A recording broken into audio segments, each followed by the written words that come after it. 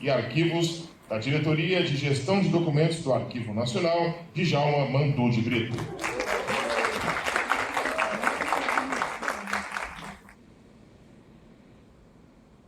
Bem, os membros da mesa, fiquem à vontade, a palavra está com a moderação.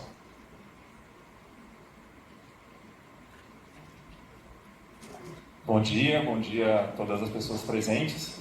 Bom dia, integrantes da mesa, Djalma, Luísa, Lívia, Luísa e Adriana. É um prazer estar aqui nessa mesa, sobre normatização e orientação em gestão de documentos, que é um tema fundamental aí para o aprimoramento das práticas dentro do nosso sistema, no âmbito do SIGA. Bom, essa mesa ela se propõe a discutir aspectos normativos, orientações técnicas e também experiências concretas em gestão de documentos. Então, estamos tendo aqui especialistas, que são atuantes tanto na formulação de normas quanto em soluções práticas implementadas pelo Arquivo Nacional. Então, para iniciarmos a mesa, convido o Djalma para a sua apresentação.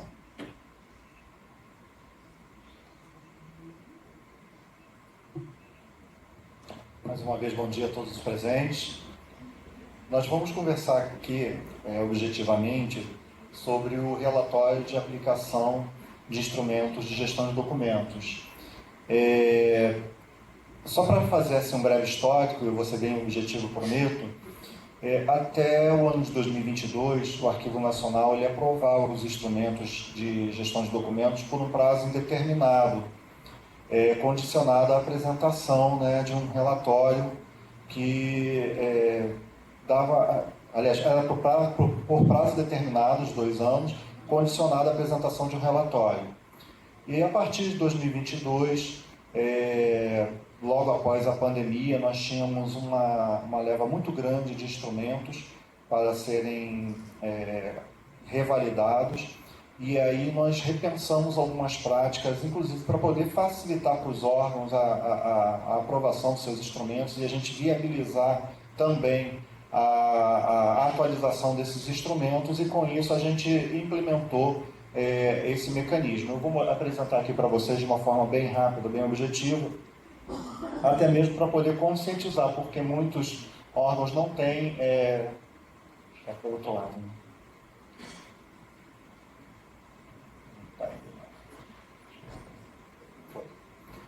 Bom, então o fundamento para a utilização desse relatório foi a partir dessa portaria do Arquivo Nacional, da Direção-Geral do Arquivo Nacional, a portaria N93, que aprova por prazo indeterminado os planos de classificação de documentos e as tabelas de temporalidade relativas às atividades fins daqueles órgãos que estavam ali relacionados. E a partir dessa portaria, todos os demais instrumentos, eles saem com uma portaria específica disciplinando a apresentação desse relatório. E quais foram esses... eu não estou conseguindo passar aqui, Marcelo, me ajuda, por favor. Bom, aí na tela nós temos aqueles que foram alcançados pela portaria. Muito obrigado. Foram 20 instituições, órgãos e entidades diferentes, que a partir da publicação dessa portaria passaram a ter os seus instrumentos aprovados por prazo indeterminado. E os demais que vieram na sequência... Não está indo. E os demais estavam... Todas as aprovações elas estavam condicionadas à apresentação desse relatório. E como é que funciona? Funciona da seguinte maneira. O órgão ou entidade teve seu instrumento aprovado pela direção do Arquivo Nacional. A partir daquela data da publicação do seu instrumento, ele passa até, no prazo de 12 meses, ter que apresentar esse relatório. E esse relatório ele tem alguns objetivos específicos que eu vou mostrar para vocês mais à frente. A gente precisa desse relatório, por quê? Para viabilizar, para verificar, para aferir a efetividade desses instrumentos. Em que sentidos? A gente analisa por meio do relatório a adequação dos instrumentos para o fim para o qual foi proposto. Então, ali o relatório contém informações que permitem a análise técnica por parte das equipes em relação à eficiência e à eficácia dos instrumentos aprovados, A gente precisa também saber o quantitativo, o efetivo de documentos que foram classificados a partir da aprovação dos instrumentos, né, e selecionados também com vistas à eliminação, a destinação final, que seja a eliminação ou guarda permanente, e o que foi, a partir de então, efetivamente eliminado. Na versão anterior, a gente demandava que o órgão apresentasse pelo menos uma listagem de eliminação de documentos, né, como elemento comprobatório de que os instrumentos foram eficientemente utilizados. Mas a gente identificou que só essa informação não era suficiente. A gente precisava de mais elementos e, a partir da portaria, a gente passou a demandar também essas informações. Próximo slide, faz favor. É importante também a gente chamar a atenção que, com a implementação do relatório de aplicação de instrumentos, a gente passou a demandar também informações em relação à classificação de documentos e à eliminação de documentos também referente às atividades MEI, que foi uma forma da gente poder ter uma visão global em relação à efetiva utilização dos instrumentos, porque não é só o órgão utilizar os seus instrumentos para atividades fim, as atividades MEI também são importantes, e aí a gente aproveitava a ocasião para que o órgão pudesse nos fornecer essas informações, que inclusive elas servem para alimentar aqueles painéis BI que a gente viu ontem. Próximo, por favor. Então tá aí, a atribuição, e quem é que tem a responsabilidade de elaborar e encaminhar esses relatórios para o Arquivo Nacional? São as comissões permanentes de avaliação de documentos. Então a portaria, né, que aprova os instrumentos, ela já sai com essa indicação expressa, né, de que cabe à Comissão Permanente de Avaliação de Documentos a elaboração desse relatório e a apresentação desses elementos que estão aqui. No relatório, informações que são demandadas são referentes ao histórico e à mensuração do acervo. E é importante também lembrar, né, que as comissões permanentes devem ler a portaria, porque essas informações todas que nós estamos passando aqui, elas constam de cada portaria de aprovação de instrumento. Então, cada instituição, cada órgão público que teve seu instrumento aprovado pelo Arquivo Nacional tem uma portaria específica, e nessa portaria, a partir de 2022, consta expressamente esses dispositivos. O envio ele é por meio do famoso SOT, que é o Sistema de Orientações Técnicas do Arquivo Nacional. Está aí a tela de entrada, vai ser o endereço, né? Eu não vou entrar no mérito que vai ser feita uma apresentação do SOT logo na sequência. Próximo slide, por favor. E o que acontece se a CEPAD não proceder ao envio ao Arquivo Nacional? Então, na própria portaria, como nós já dissemos, já está estabelecido o que o Arquivo Nacional, as ações que o Arquivo Nacional deverá implementar. Então, cabe lembrar, né, que cabe à CEPAD o envio, a partir da aprovação dos seus instrumentos, em até 12 meses desse relatório. Existe uma equipe que é responsável, né, fica aqui em Brasília, equipe, né, sob coordenação aqui do colega Fernando, né, a DIMON, né, Divisão de Monitoramento, e eles têm essa atribuição de monitorar todos os instrumentos que foram aprovados. Eles têm ali um quadro, e eles fazem, né, lembram quando está próximo ali do vencimento, olha, há necessidade de vocês encaminharem conforme disposto. Então eles encaminham de forma oficial um lembrete para que os presidentes de CEPAD, que são muito atarefados, né, que eventualmente venham a se esquecer desse compromisso, eles possam proceder, porque existem medidas, né, saneadoras que o Arquivo Nacional pode tomar em relação ao não envio desse relatório. Ele pode propor medidas saneadoras, né, de caráter técnico. Então a gente vai ali chamar uma reunião, falar, olha, precisa disso, vocês precisam enviar, ou propor que o órgão, a entidade, faça alterações ou complementação dos instrumentos, recebendo ali, ao receber o relatório, suspender a aplicação dos instrumentos, né? Ninguém quer que isso aconteça. A gente viu, né, como é que é difícil elaborar e aprovar esses instrumentos, então a gente não quer suspender de forma alguma. E, por fim, revogar motivadamente a aprovação dos instrumentos.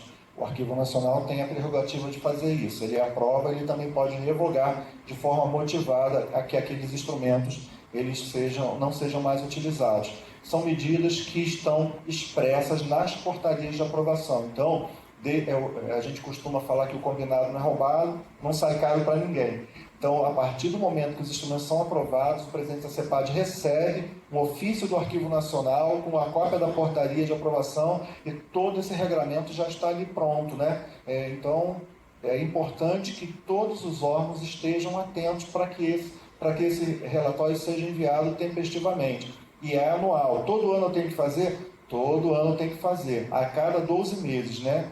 A cada 12 meses a partir da aprovação dos seus instrumentos. Próximo slide, por favor.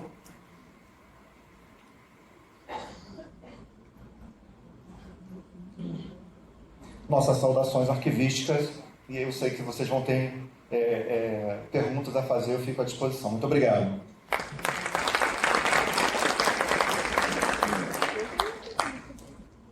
Muito obrigado, Djalma.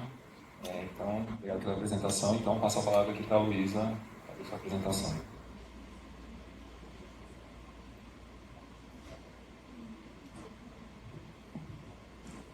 Bom dia a todos e todas.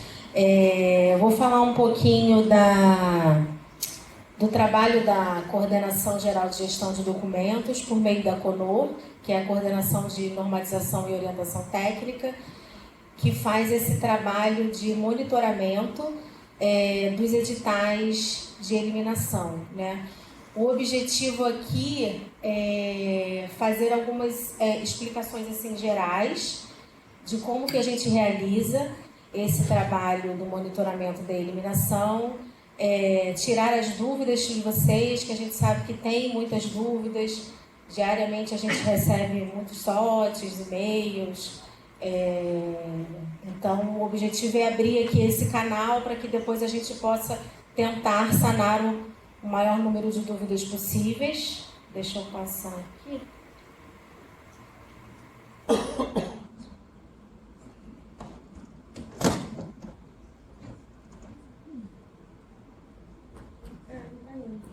Pode passar, por favor. Tá bom. Como esse slide vai ficar, essa apresentação vai ficar disponível depois no site do SIGA, eu fiz um apanhado da legislação. Essa parte a gente até faz uma contextualização maior no curso que a gente tem dado de procedimentos de eliminação. Então, eu não vou me ater a essa parte da legislação. Eu acho que é interessante que vocês conheçam para embasar o trabalho de vocês, e caso vocês tenham dúvidas também com relação ao trabalho que a gente faz, está tudo contextualizado na legislação. O que eu vou chamar a atenção e que vou fazer aqui um breve histórico, assim, bem rapidinho, é da eliminação de documentos, né? Eu acredito que todos estejam por dentro, mas eventualmente algumas pessoas ainda têm dúvida se está podendo eliminar, se não está podendo eliminar. Então vou fazer aqui, aproveitando o slide do 10.148, em 2019 a gente tem a entrada em vigor do 10.148, que foi um decreto que mudou o procedimento de aprovação das listagens de eliminação, né? Antes do 10.148, os órgãos elaboravam as listagens, passavam essas listagens para o Arquivo Nacional, o Arquivo Nacional analisava, aprovava, e aí sim os editais de ciência de eliminação poderiam ser publicados. Com a entrada em vigor do 10.148, os órgãos perderam essa corresponsabilidade, né, do Arquivo Nacional, e a gente passa a ter uma responsabilidade maior no trabalho da CEPAD com relação à avaliação, à seleção e à publicação desses editais.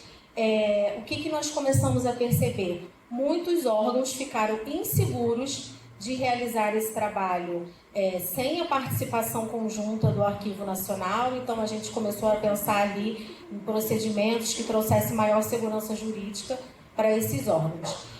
Em 2022, a gente tem uma ação civil pública que suspende a eliminação de documentos em virtude de possíveis irregularidades, e o Ministério Público fez alguns questionamentos sobre o 10.148, mas em 2023 a gente tem a suspensão da suspensão. Então, A partir de 2023, a gente volta a ter o 10.148 em vigor e podendo eliminar os documentos seguindo os preceitos do 10.148, recaindo de novo ali a responsabilidade sobre os CEPADs, a aprovação dos códigos e tabelas, código de classificação e tabela de temporalidade. E o Arquivo Nacional começou a pensar nesses procedimentos de apoio aos órgãos. Então, as análises das listagens de eliminação nunca pararam, elas sempre foram acontecendo. Em algum momento houve uma dúvida se o Arquivo Nacional continuava fazendo análise, se não continuava, mas a gente foi dando andamento às análises, e no finalzinho de 2023, acho que início de 2024 é que a gente começa de fato a fazer o monitoramento da eliminação, que eu vou falar um pouquinho mais adiante. Pode passar, Marcela, por favor.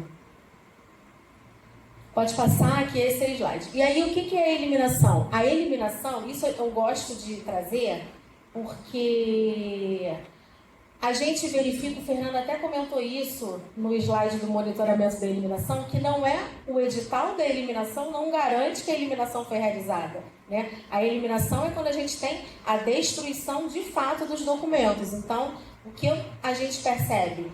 Publica-se o edital de eliminação e existe um gap muito grande até a publicação do termo. E muitas vezes não é feita a publicação do termo.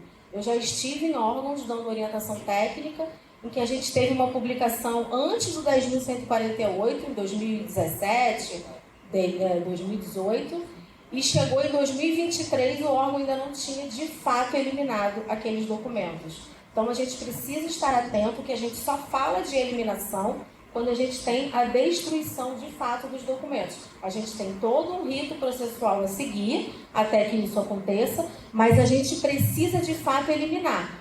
Por quê?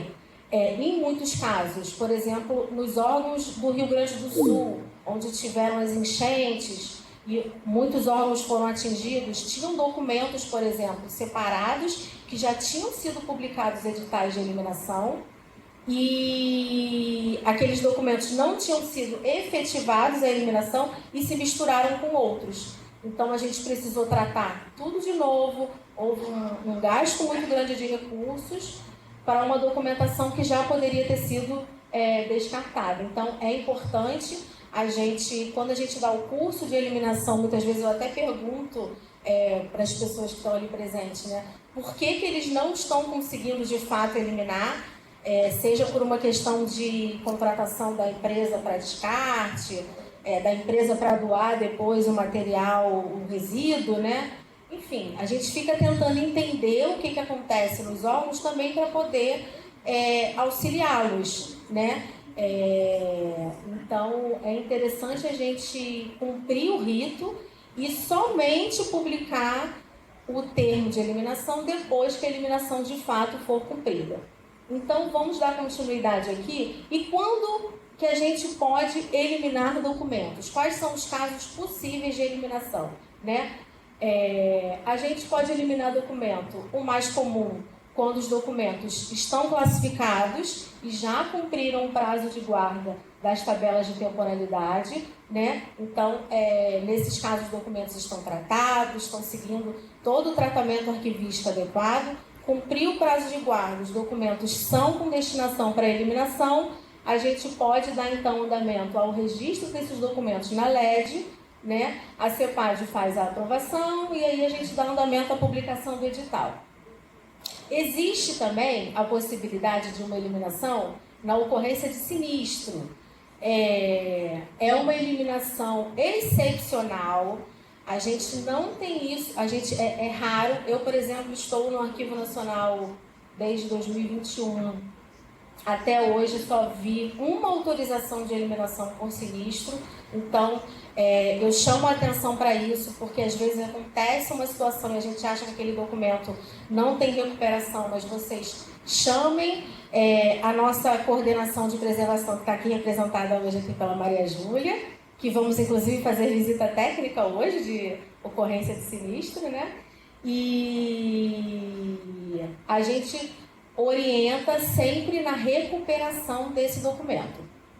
Ok, aconteceu o processo de recuperação, a gente vê que não é possível de fato eliminar aquele documento se tornou irrecuperável, aí a gente tem uma autorização especial para eliminação por sinistro e vai seguir um rito um pouquinho diferente.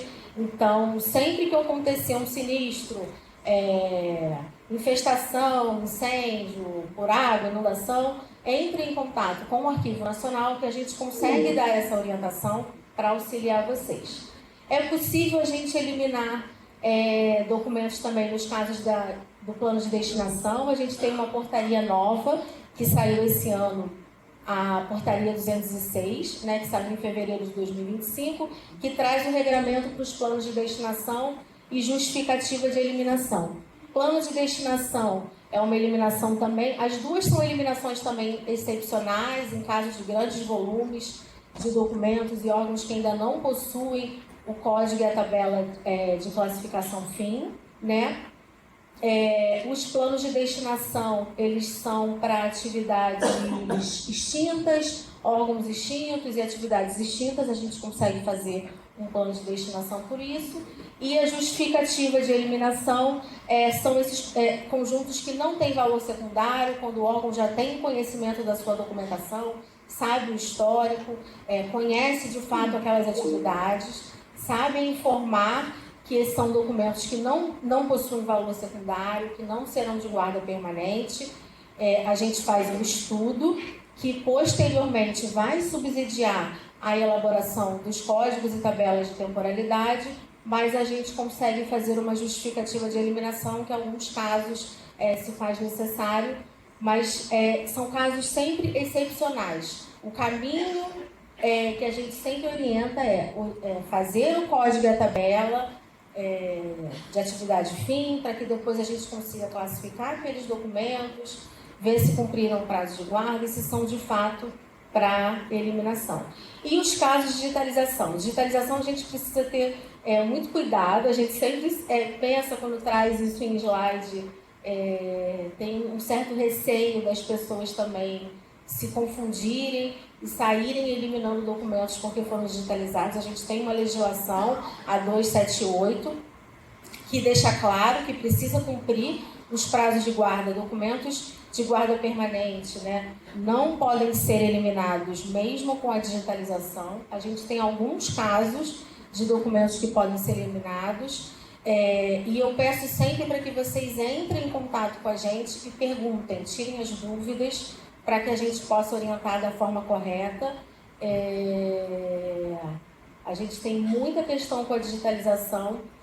Em alguns casos é possível a gente eliminar um documento, por exemplo, que tenha uma destinação de eliminação, dependendo do tipo da documentação, se não for documentação financeira, se não for outros documentos mais específicos, a gente pode proceder com a eliminação, mas são casos sempre excepcionais, tá? Pode passar para o outro.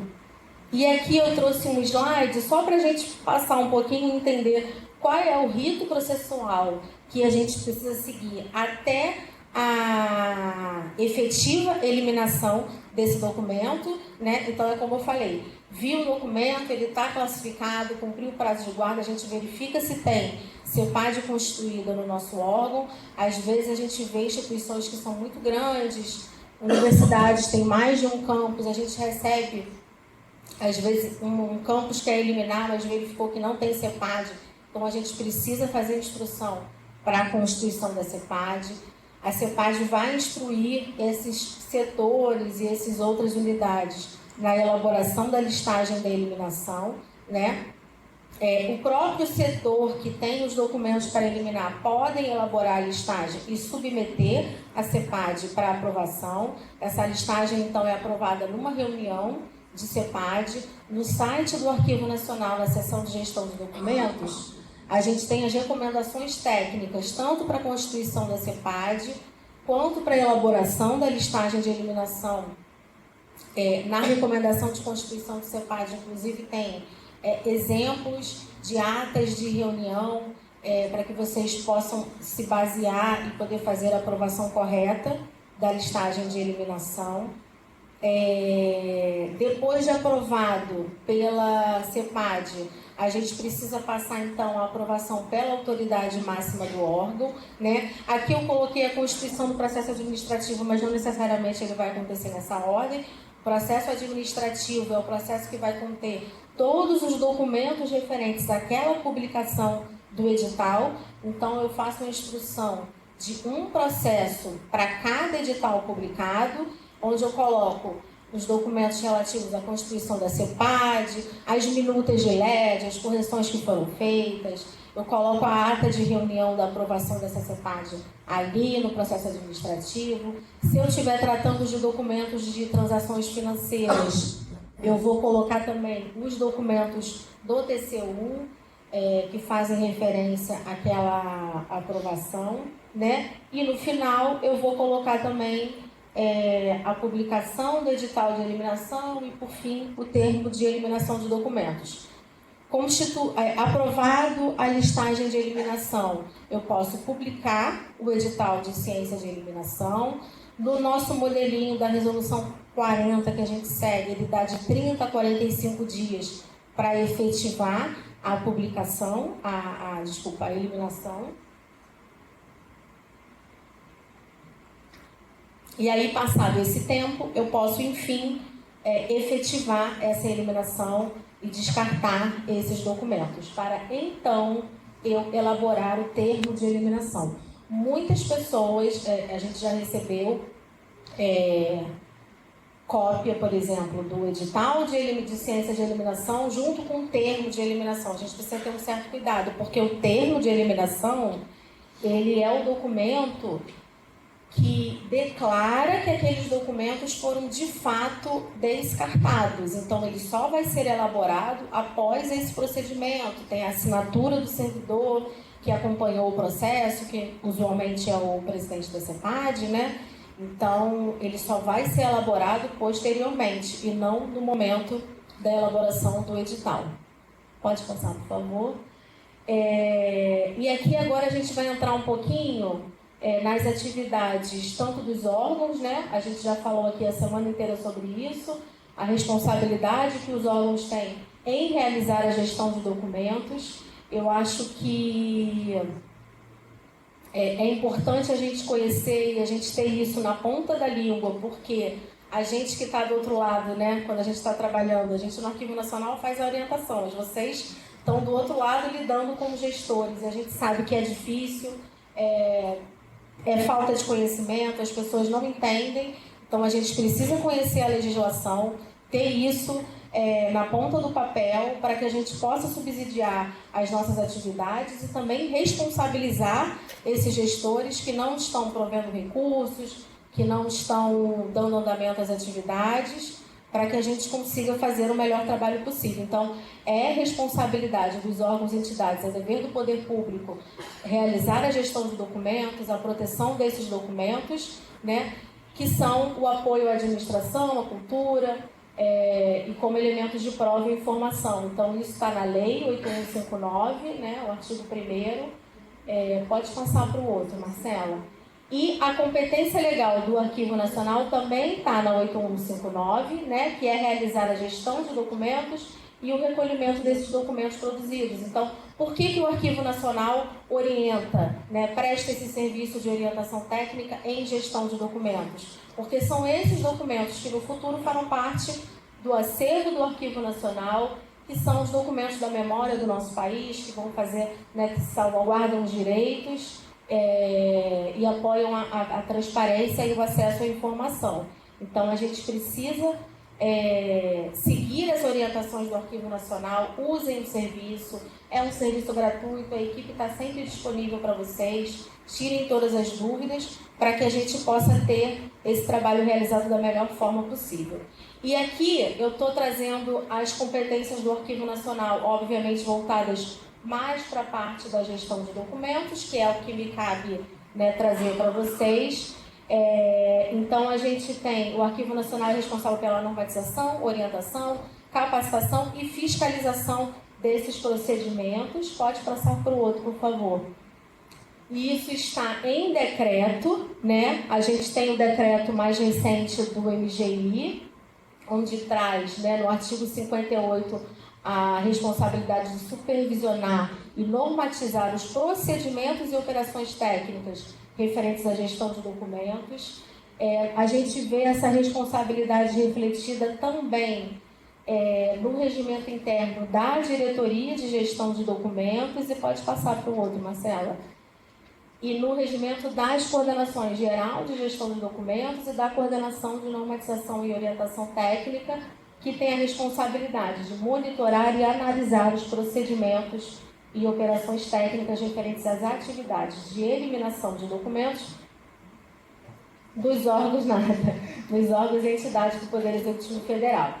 Então, a partir dessa responsabilidade que nos é atribuída enquanto responsáveis pela gestão e recolhimento desses documentos, pode passar para o outro, Marcela, é que nós começamos a fazer o monitoramento mais efetivo dos editais de eliminação. O monitoramento dos editais, ele sempre foi realizado, mesmo quando a gente tinha a aprovação das listagens, a gente conferia o que estava sendo publicado nos editais com o que tinha sido aprovado pelo Arquivo Nacional. Mas como a gente tinha antes acesso às listagens e a gente participava do processo junto com os órgãos, a gente sabia o que de fato estava sendo eliminado. Quando o 10.148 entra em vigor, a gente tem esse distanciamento, né, um pouco entre o Arquivo Nacional e o que os órgãos de fato estão realizando com relação à eliminação. Então a gente passa a fazer esse monitoramento mais efetivo, no sentido de conferir mesmo os editais, verificar se as informações ali são condizentes com os códigos e as tabelas. Então a gente confere os descritores, confere os prazos de guarda. Se a gente não se sente seguro com o que está descrito, disponibilizado nos editais, a gente solicita as listagens de eliminação para conferência. E é importante a gente frisar que essa é uma atividade que a gente faz até mesmo para resguardar os órgãos, porque quem será responsabilizado por uma eliminação indevida, se no futuro alguém precisar de um documento e aquele documento foi descartado de forma incorreta, serão os órgãos, não serão o Arquivo Nacional. O Arquivo Nacional não tem mais participação nesse processo junto aos órgãos. Então, nós ficamos pensando em medidas de auxiliar os órgãos e entidades para que realize esse procedimento da melhor forma possível. Pode passar para o outro, por favor. E aqui eu trouxe os critérios que a gente utiliza para a suspensão do edital. Então, a primeira coisa que eu quero deixar claro é que nenhum edital é suspenso sem antes analisar a listagem de eliminação. Então, a gente olha um edital, acha que tem alguma coisa ali incondizente, uma informação faltando, a gente sempre pede a listagem de eliminação. Tem edital que a gente olha e vê de cara que pode suspender? Tem, acontece. Às vezes é publicado coisas o céu é o limite, né? A gente não tem inúmeros casos. Mas mesmo nesses casos, a gente solicita as listagens, confere para verificar se precisa mesmo suspender ou não aquele edital. Então, os critérios que a gente analisa se tem comissão, se tem CEPAD instituída naquele órgão, porque sim, acontece de uma instituição publicar sem ter CEPAD instituída. A gente analisa se aqueles conjuntos documentais que estão indicados na LED são de fato de guarda permanente, se já cumpriram, né, o prazo de guarda estipulado na tabela de temporalidade. A gente verifica se tem quadros de aprovação de contas quando se trata de conjuntos documentais com transações financeiras, então tem que ter o quadro do TCU. Se não tiver o quadro de contas do TCU, a gente vai solicitar a suspensão desse edital. Se tem conjuntos documentais que não estão classificados de acordo com a portaria 174, que é a atualização do Código de Classificação, porque sim, precisa estar classificado de acordo... mas eu já tenho tantos documentos classificados, não pode eliminar. A gente precisa fazer a tabela de referência, reclassificar esses documentos para o código atual, para então poder eliminar. E se não tiver de acordo com a portaria 174, a gente solicita a suspensão também. Acho que passei por todos. E aqui eu trouxe só uma porcentagem para a gente ver que não são muitos editais que são suspensos. A gente tem um cuidado muito grande.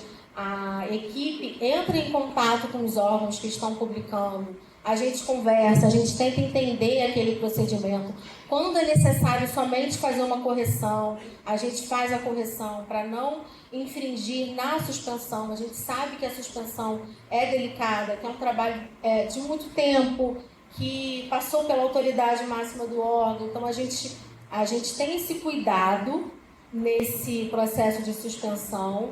Em 2024 era um número menorzinho, a gente começou a ver um volume maior de editais sendo publicados a partir de meados de 24, então por isso que em 2025 a gente está com uma porcentagem maior, mas mesmo assim, comparando com o número de editais que foram publicados, ainda é muito pequeno. A gente segue rigorosamente os critérios de suspensão e sempre com muito cuidado pedindo as listagens. Então, a gente não está pedindo uma suspensão de edital também à toa, né? Tem os critérios definidos pela equipe e a gente faz esse trabalho com muito cuidado.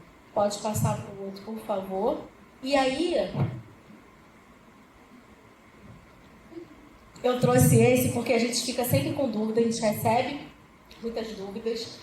O Arquivo Nacional entrou em contato comigo e já mandou suspender. Não, o nosso primeiro contato nunca é para suspender de imediato um edital de ciência de eliminação. A gente entra em contato para solicitar as listagens de eliminação que aquele órgão produziu e aí a gente pede para interromper o prazo. O que significa isso? Como eu falei mais lá na frente, no modelo do edital, os editais aguardam um prazo para terem a sua eliminação efetivada de 30 a 45 dias, então a gente pede que não seja contado esse prazo, aguarde que a gente vai fazer a análise da listagem e vai dar um feedback.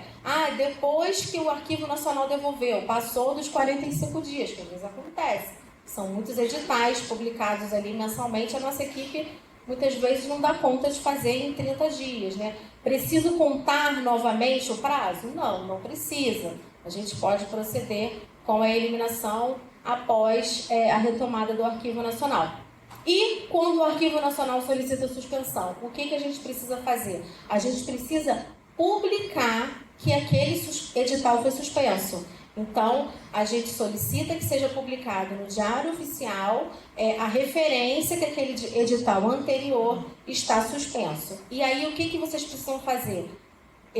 Corrigir as listagens de eliminação de acordo com as orientações que a gente deu anteriormente e refazer as listagens, passar pelo processo novamente da aprovação pela CEPAD, da aprovação pelo órgão, pela autoridade máxima, para depois publicar novamente o edital.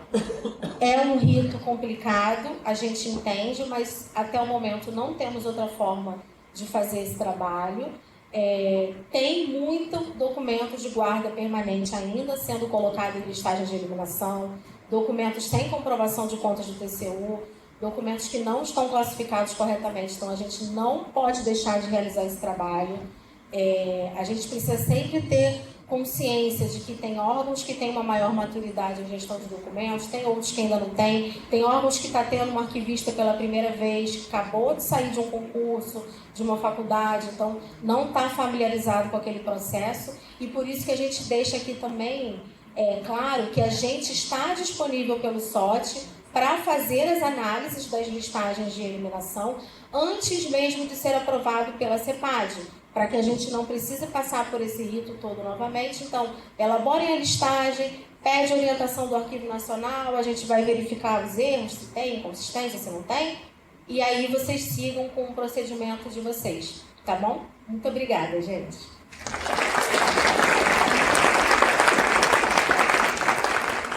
Luísa, muito obrigado pelas explicações, né? A gente viu desde o primeiro dia que essa questão da eliminação traz muita insegurança, né? Então, acho que essas explicações aí de interpretação das normas é essencial aí para garantir a segurança jurídica de todos.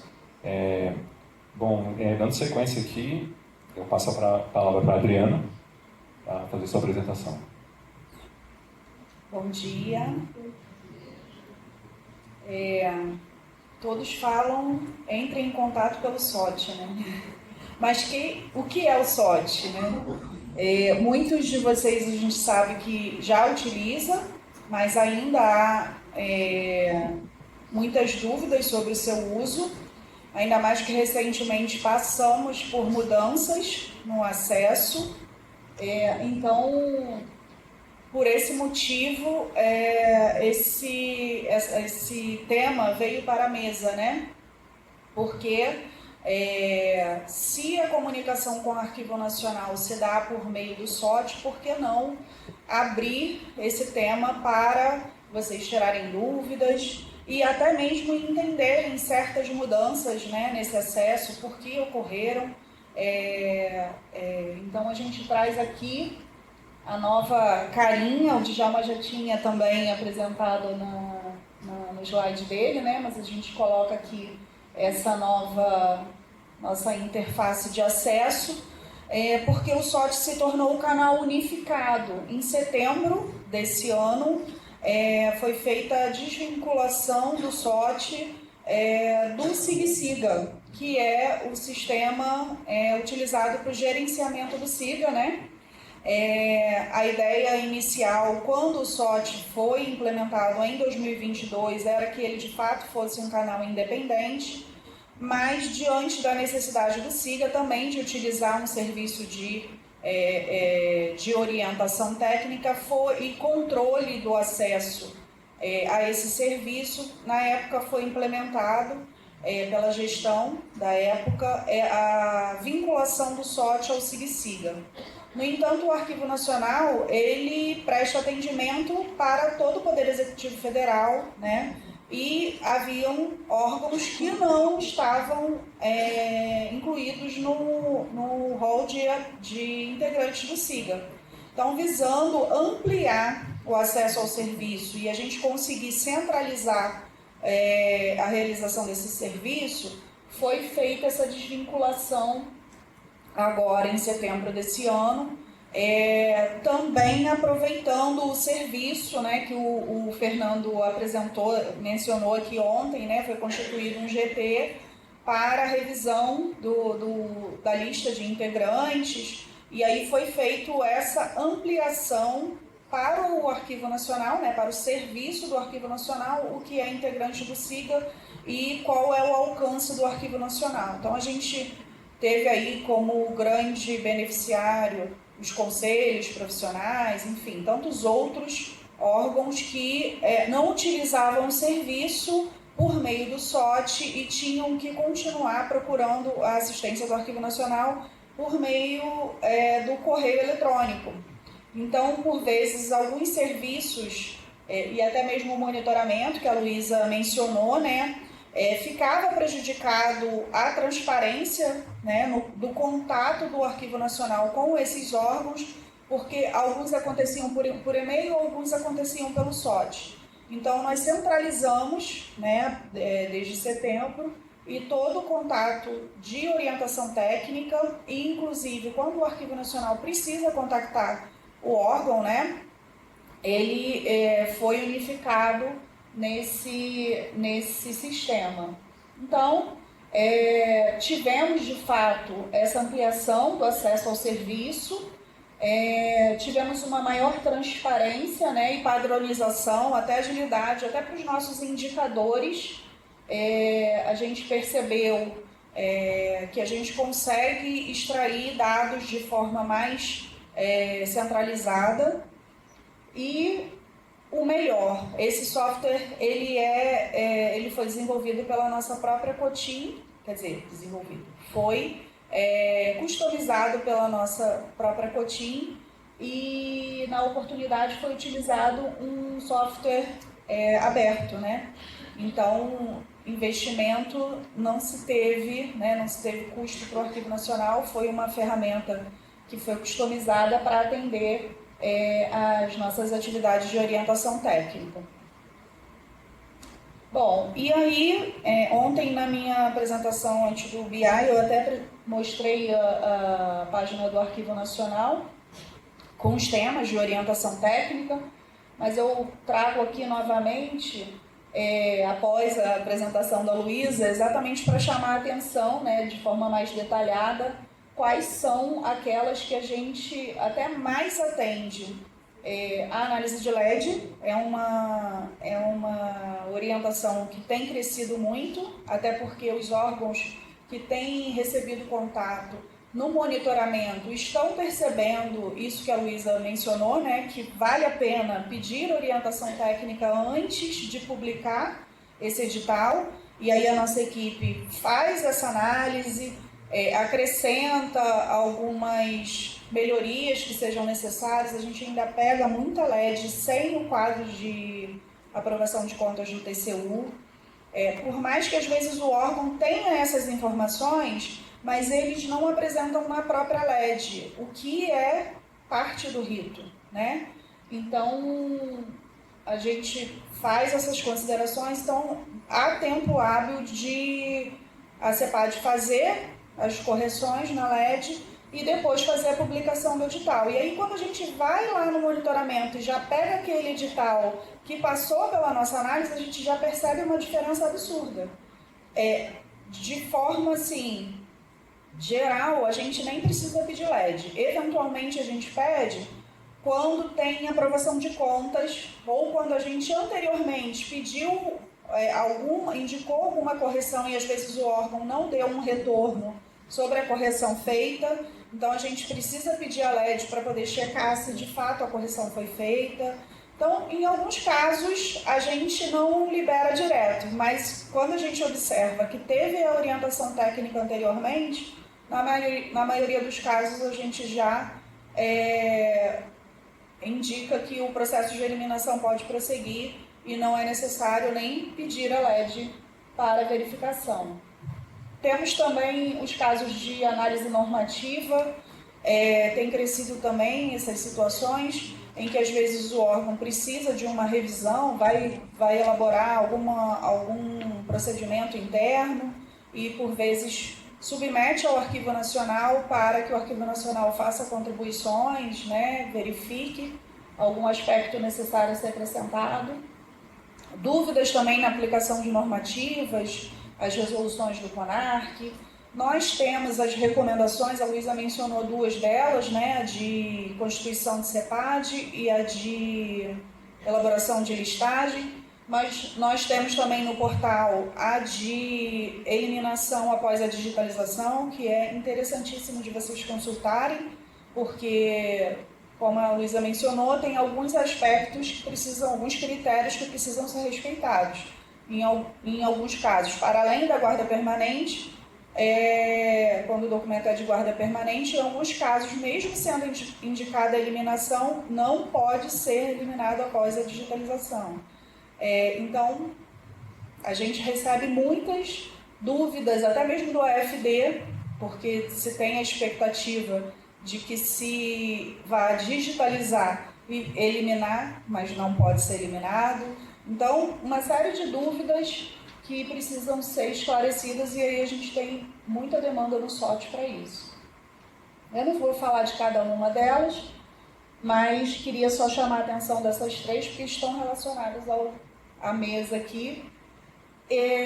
Por fim, só o de monitoramento da eliminação e de tratamento da massa documental também, que tem crescido muito, né, Maria Júlia?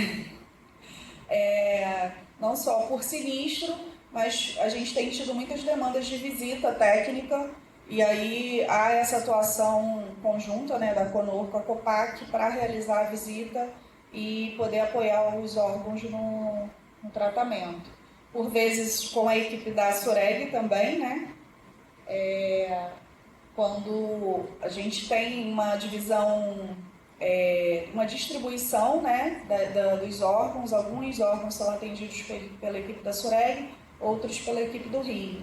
Então o SOT ainda faz, né, a gente consegue essa transparência entre as equipes, a gente consegue saber o que Brasília está atendendo, o que Rio está atendendo.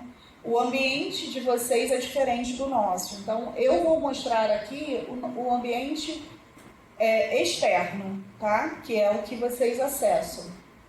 Bom, com esse novo acesso, o canal, o link de acesso deixou de ser aquele anteriormente do SIGCIDA e passou a ser direto sot.an.gov.br. Lá no portal do Arquivo Nacional tem mais informações sobre o serviço de orientação técnica. Então, o acesso ele é feito pelo GovBR, pelo login GovBR. Para quem já tinha cadastro no SIGCIDA, nada mudou em relação à autorização do acesso. É só clicar ali, entrar com o GovBR e você vai ter o seu perfil já ativo. Mas para quem não tinha ainda o cadastro ativado no SIGCIDA, é necessário se cadastrar, porque a gente sabe que o GovBR ele é um cadastro que serve também para o cidadão, mas o serviço de orientação técnica ele é prestado somente aos servidores públicos, né, do Poder Executivo Federal. Então, a gente não liberou direto só pelo GovBR, a gente precisa fazer uma validação interna para saber se aquele usuário realmente pode utilizar o serviço. Para quem não tem o cadastro, então vai abrir esse formulário e são só esses tópicos mesmo para a gente identificar se de fato é um servidor público que está solicitando. Então aqui a gente dá a dica de se colocarem sempre um e-mail institucional, porque quando coloca um Gmail, por exemplo, a gente vai ter que pesquisar se a pessoa é servidora pública para checar se realmente ela pode ter acesso. Tá? Estagiários, terceirizados, né, contratados, o acesso não é autorizado, inclusive servidores de Estado e município também não são autorizados, não tem permissão nesse acesso. O canal, para quem é de Estado e município, é via CONARC. Tá? Bom, uma vez enviado o formulário, né, de preenchimento, tem uma mensagem de validação, aliás, de confirmação de recebimento desse formulário preenchido, e a gente faz essa validação interna. Quando a gente ativa internamente esse usuário, também é enviada uma mensagem dizendo que ele está com acesso autorizado. Se porventura não for, vier alguma mensagem dizendo que o seu cadastro está inativo, a gente pede que vocês enviem mensagem para o nosso canal de dúvidas do SOT, que é sot@gestão.an.gov.br, que aí a gente vai analisar se porventura houve algum aspecto de segurança, enfim, que a gente precisa tratar com a nossa TI.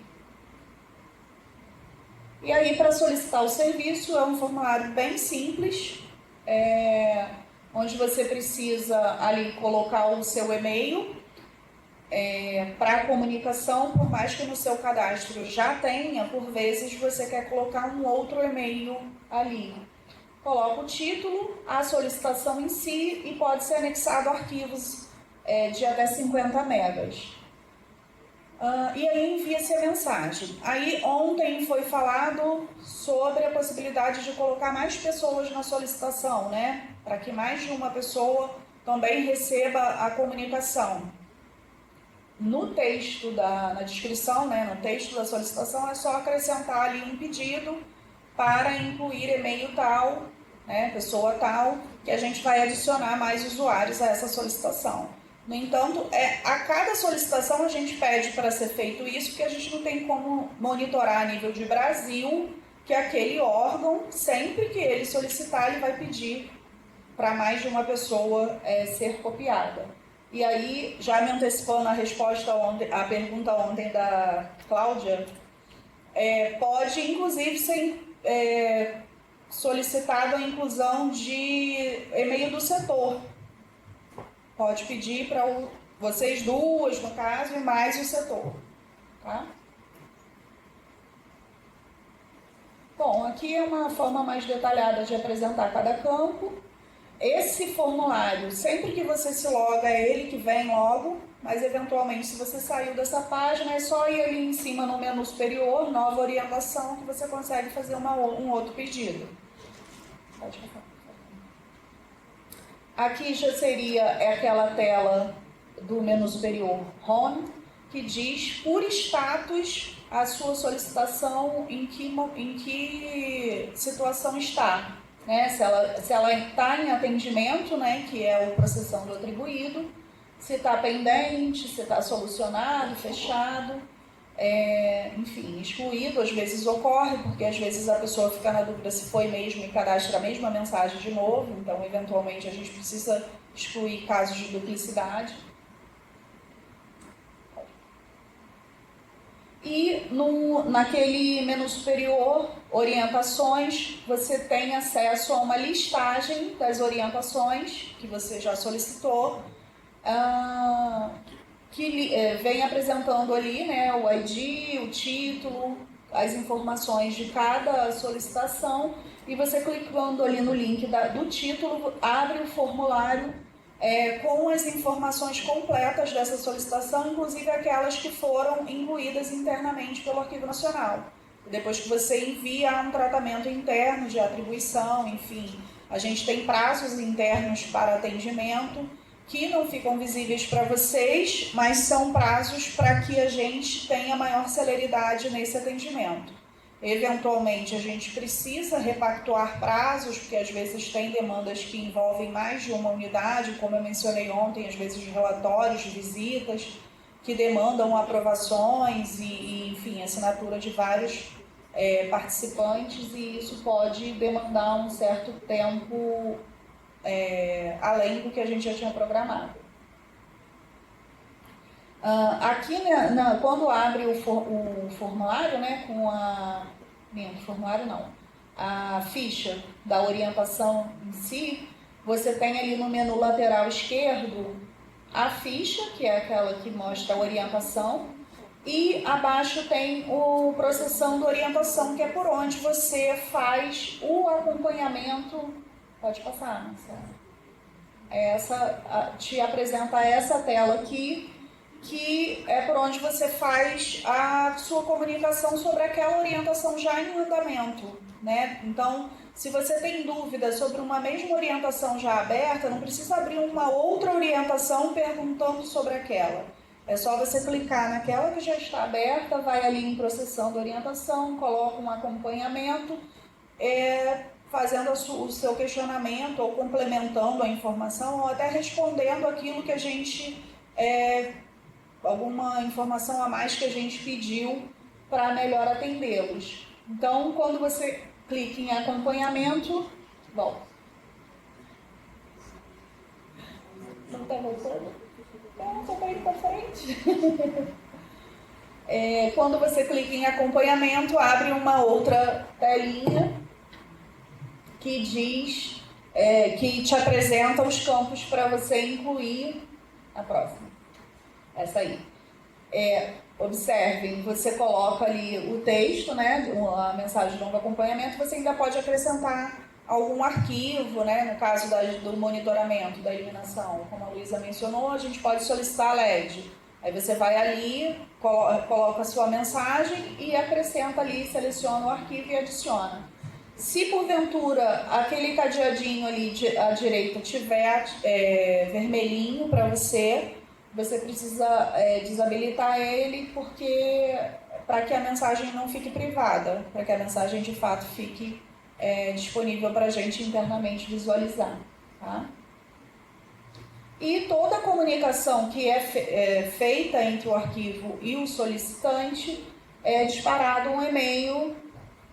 Tanto quando você abre a solicitação, tem um e-mail de cadastro, que vai seu protocolo, vai comprovando para você, até porque você pode eventualmente precisar fazer alguma instrução processual com as orientações do Arquivo Nacional, com o que você solicitou. Então você tem ali, de fato, um documento arquivístico, você não precisa ficar fazendo print de tela do sistema para poder instruir o processo. Então você utiliza do e-mail para fazer alguma instrução processual que seja necessária. Então, os e-mails que são apresentados são para vocês do cadastro em si, da solicitação, do acompanhamento, qualquer mensageria trocada, e do atendimento em si, que é a resposta final. Aqui é só uma tela para mostrar como fica, né? Depois que você coloca um acompanhamento ou a gente faz o atendimento, ele vai apresentando dessa forma, né? Tipo WhatsApp. O que um envia e o que o outro responde vai com os metadados, né? Ali tá tarjado, mas aparece o nome do técnico que apresentou a mensagem e data, hora, enfim, com os metadados do atendimento. Essas informações são importantes para controle interno e também de vocês, né? Agora, uma vez sendo feito o atendimento, vocês ainda podem pedir esclarecimento enquanto a solicitação tiver com status de solucionada, ainda fica disponível ali para vocês aquela mensagem de pedido de esclarecimento que vocês conseguem ainda fazer algum questionamento sobre a mensagem que a gente enviou. Né? Se for outra solicitação, outra demanda, aí precisa abrir uma nova solicitação. E até por isso que depois que a gente fecha, realmente o solicitante não consegue fazer mais nenhuma interação, ele tem que abrir uma nova. Fica também aqui a transparência dos prazos, né? Quando você abriu e quando isso é atribuído também aparece ali. Quando há o atendimento também aparece todas as datas e a sequência desse atendimento. E aí, se vocês tiverem alguma dúvida ou dificuldade, claro que eu estou à disposição aqui para esclarecer, mas eventualmente podem enviar a mensagem lá para o nosso e-mail de contato do SOT. É isso, obrigada.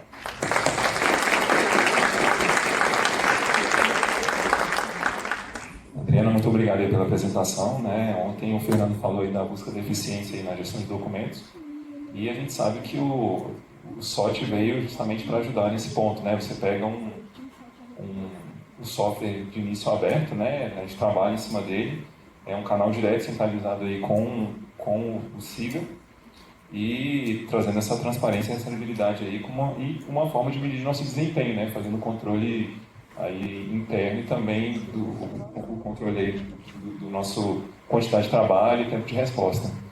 Então, muito obrigado pela apresentação. E dando continuidade aqui, eu vou passar a palavra para a Lívia, que vai continuar a apresentação. Bom dia a todos e todas. Eu peço desculpas que eu estou um pouquinho sem voz, mas vou conseguir trazer para vocês Eu vim falar um pouquinho hoje sobre o repositório institucional de gestão de documentos do Arquivo Nacional de GEDAN, que é Passa o próximo para mim, por favor, Marcelo. Que é fruto da vivência mesmo dentro da Diretoria de Gestão de Documentos, né? E aí eu trouxe um pouquinho do que compete à DGD, né? A questão que as meninas comentaram também, da elaboração e divulgação das normas e diretrizes, as orientações técnicas, as capacitações.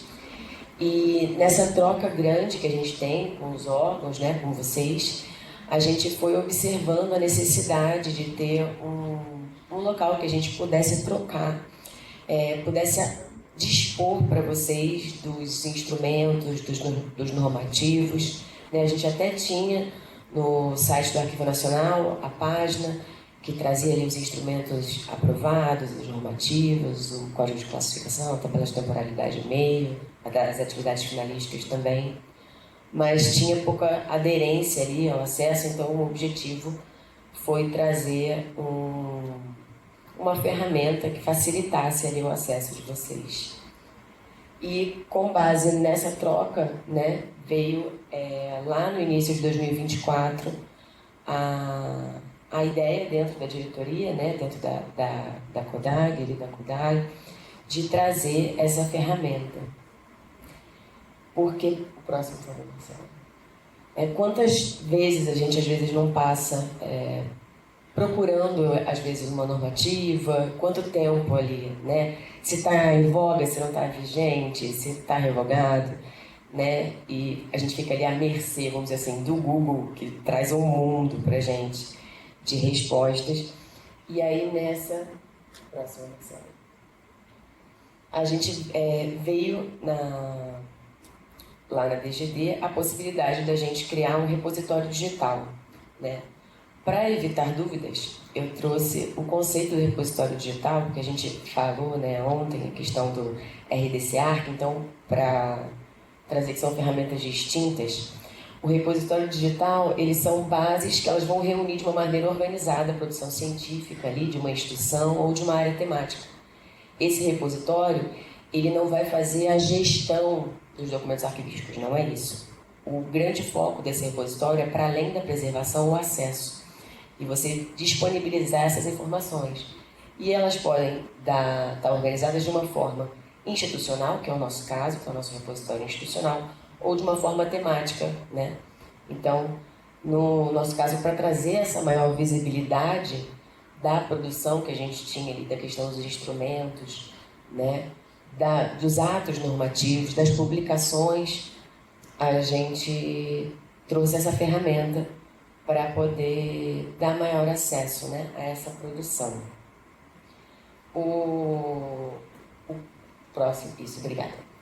O projeto, como eu disse, ele surgiu no início de 24, né, com o objetivo para trazer, além da guarda dos originais ali num ambiente controlado, promover recursos para acesso, né, a essas produções e manter isso ao longo do tempo também disponível. Há alguns fatores cruciais para a escolha da ferramenta. No caso, a gente foi escolhido de Space, que ele aqui quem cuida, né, quem está divulgando aqui no Brasil, o BIBICT, e a gente tem o estímulo, vamos dizer assim, do GovBR para a utilização dessa ferramenta, né?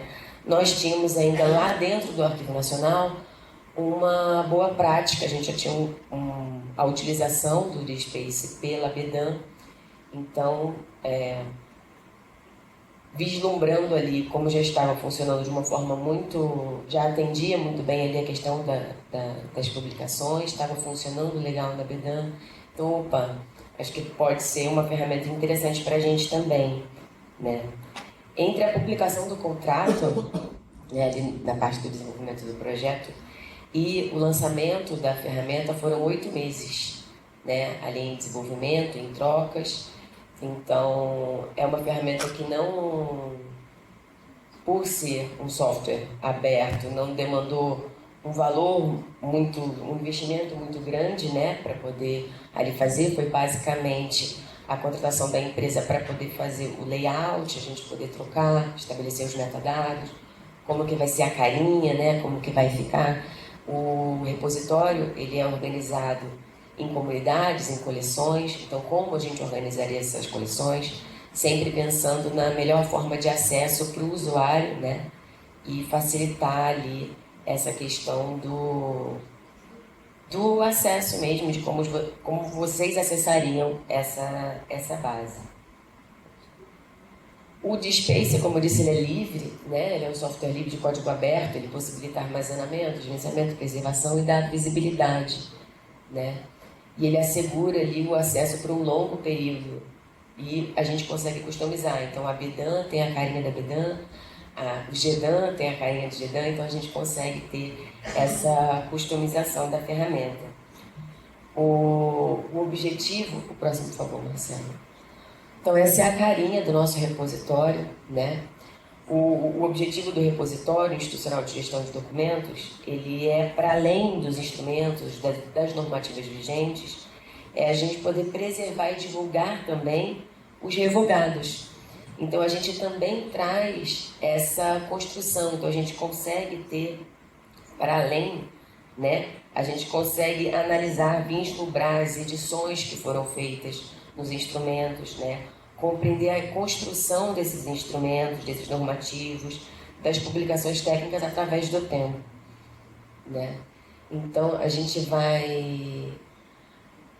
tem alguns filtros que a gente consegue navegar dentro das coleções, mas o que eu queria mesmo com vocês era entrar para poder mostrar como que tá e como funciona, né, a navegação do repositório.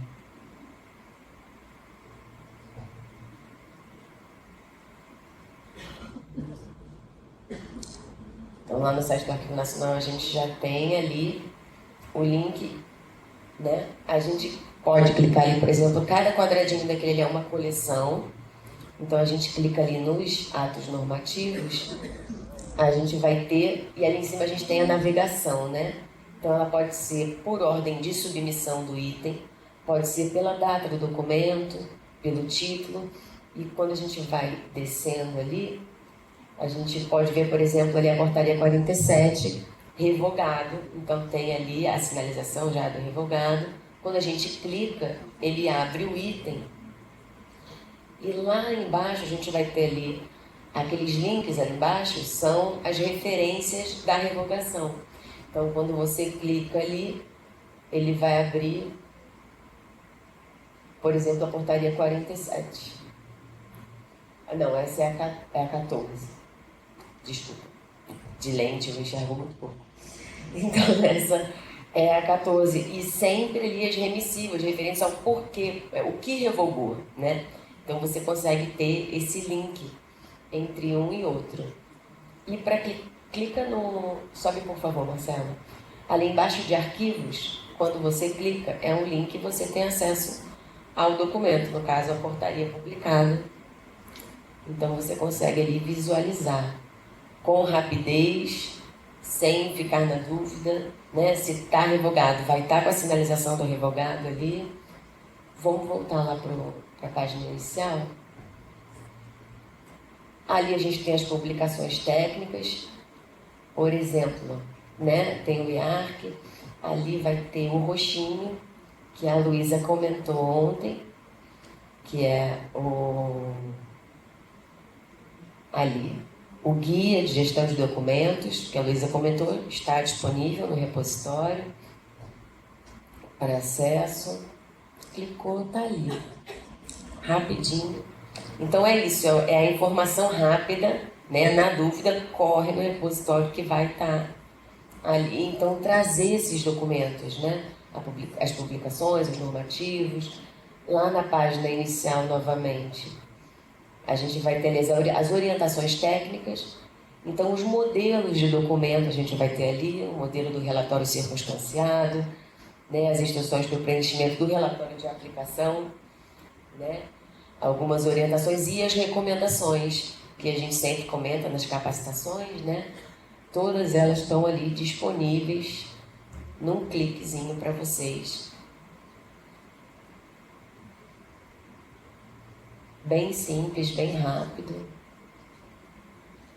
sem ficar se perdendo em páginas, tudo muito simples.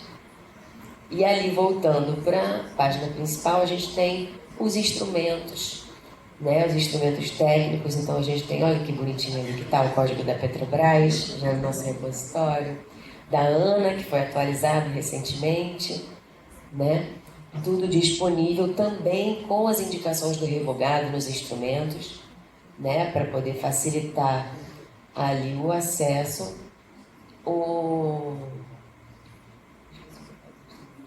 Mas é basicamente isso, é ter essa construção ali, né? Vocês conseguem ter acesso aos revogados, aos atuais, aos vigentes, conseguir comparar. Então, para pesquisadores, a gente, normalmente nas trocas que a gente tem com os órgãos, na elaboração, né, às vezes algumas funções são muito similares, principalmente nos ministérios. Então a gente normalmente indica, dá uma olhada como está a construção desse ministério. De repente tem algumas funções que podem ser próximas. Então já fica tudo mais fácil, é só mergulhar no repositório e aproveitar ali essas informações, as publicações, os instrumentos. E eu acho que é basicamente isso, né? A gente trazer ali essa transparência ativa, essa divulgação do conhecimento gerado na gestão de documentos. Eu fico por aqui, obrigada.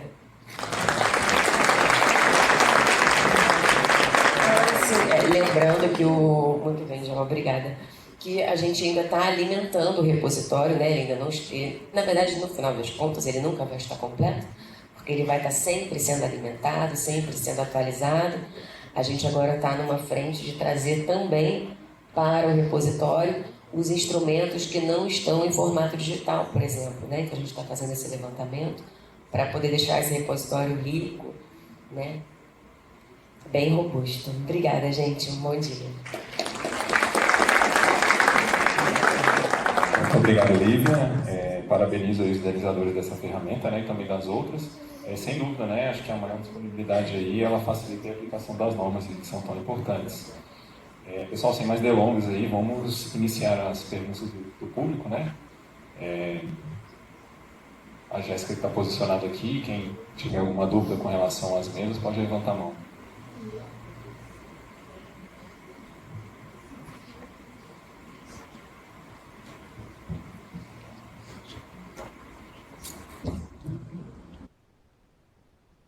Bom dia. Bom dia. Meu nome é Valquíria, eu sou dos Correios. Djalma, você falou sobre a questão do envio de um relatório e das portarias que aprovaram os planos a partir de 2022. E minha dúvida é sobre os anteriores.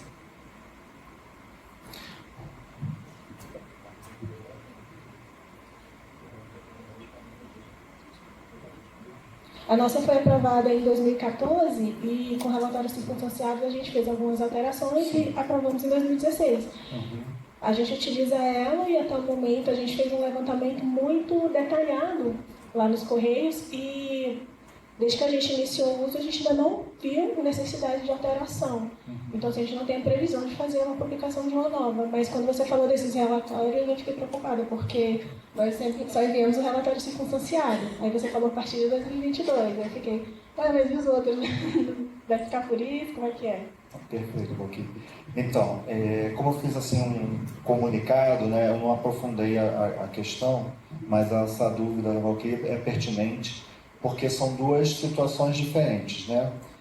O relatório de aplicação de instrumentos, ele é obrigatório para aqueles que tiveram os seus instrumentos aprovados a partir de 2022, mas também não impede que aqueles que tiveram seus instrumentos aprovados antes enviem também para nós. Por quê?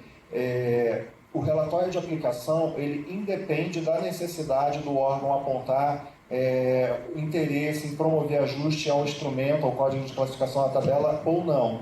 São instrumentos diferentes. O relatório circunstanciado, para quem não sabe o que é quando o órgão ele identifica a necessidade de atualização do seu instrumento, né, quer seja ele tenha sido aprovado recentemente ou há mais tempo. Então, a CEPAD identificou a necessidade de ajustes. O que o Arquivo Nacional demanda? Olha, quais são esses ajustes? E aí a gente pede que seja preenchido esse relatório circunstanciado. É no relatório circunstanciado que a CEPAD ela vai fundamentar quais ajustes são necessários, a inserção de escritores, ajustes de prescritores, revisão de prazo de guarda, destinação final, por meio do relatório circunstanciado. E esse relatório ele pode acontecer a qualquer tempo, a qualquer momento. O órgão aprovou o instrumento há 6 meses, mas na aplicação já identificou a necessidade de ajustes. Já temos uma massa crítica de informações que a gente já pode promover ajustes. É um exemplo, tá? Não vai acontecer assim. Já pode preencher o relatório circunstanciado a qualquer momento, encaminhar por meio do SOT e as equipes responsáveis vão analisar, vão agendar uma reunião com a CEPAD e um cronograma para a revisão desses instrumentos. Se vocês estão utilizando os instrumentos e não viram necessidade de ajuste até agora, beleza. Mas em relação ao relatório de aplicação, embora o instrumento de vocês tenha sido aprovado antes, é recomendável que vocês já enviem, né, a aplicação, porque a gente precisa saber quanto de documentos vocês estão conseguindo classificar, quanto de documentos vocês estão eliminando efetivamente, tanto em relação à atividade meio e à atividade finalística. Né? São outras informações diferentes do relatório circunstanciado, e são informações gerenciais que, como a gente já viu, vão alimentar outras bases e vão, inclusive, subsidiar a tomada de decisão para políticas arquivísticas e para tomada de decisão em relação a N assuntos, a direcionamento de capacitação, a ações mais pontuais. Então, o relatório circunstanciado serve para a revisão e atualização dos instrumentos, e o relatório de aplicação ele serve para nós mensurarmos e identificarmos a efetividade, né, e a eficiência e eficácia dos instrumentos aprovados, tá bom? Esclareci? Ok? Muito obrigado pela pergunta.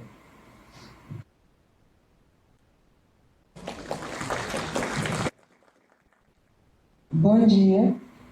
Aqui. Meu nome é Kate, eu sou arquivista no MGI. Eu gostaria de saber, com relação à eliminação de documentos, se no caso específico de eliminação por mudança de suporte na digitalização, se já ocorreu, né, se o Arquivo Nacional teve conhecimento desse tipo de eliminação, em quais casos isso pode acontecer, e no caso específico da documentação de pessoal, e aí no FD, que é a documentação com a qual eu trabalho, se já tiveram tentativas de eliminação de assentamento funcional, né, e a gente sabe que não pode eliminar, mas se existe ou vai existir uma orientação formal do Arquivo Nacional com relação a isso, para que a gente possa se resguardar enquanto arquivista e falar para a nossa chefia, mostrar essa justificativa. É isso, obrigada. Oi, é Kate, né? Oi, Kate, tudo bem?